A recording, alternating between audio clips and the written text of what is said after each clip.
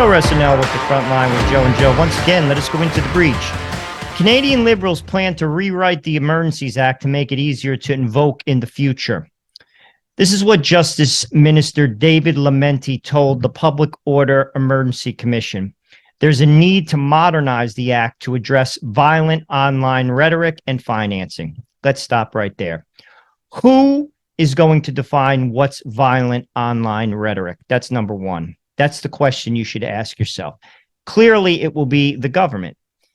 And what we've seen is anytime someone disagrees with them, they're either called a racist or they call it what he's saying. It's violent online rhetoric. Why? Because we disagree with you. In a free society, you're free to disagree with somebody, but not in a tyrannical society, and that's what we're seeing.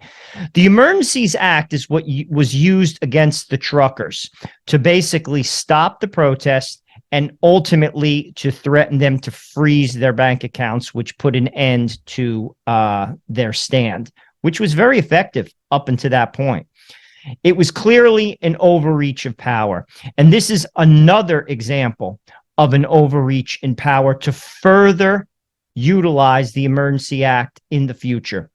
Once again, very dangerous. Once again, an example of totalitarianism. And frankly, even people who disagree with the other side of the political aisle should be scared by this, because ultimately politics shifts from left to right, and these type of measures can be used against you. And any person with an open mind and who is objective should be against this. This is not an example of the Canada that once was. And frankly, it's an example to all of us to show how fast a country can turn. And it sure has turned. But keep in mind, the Emergencies Act is there for just that, an emergency. And when someone disagrees with you, simply because frankly, they're not on the same page, or they don't have the same religion, or they don't embrace the same ideologies, that's not an emergency. That's simply a disagreement. And in a free society, you're allowed to disagree. But in a tyrannical one, you are not. That's what we're seeing.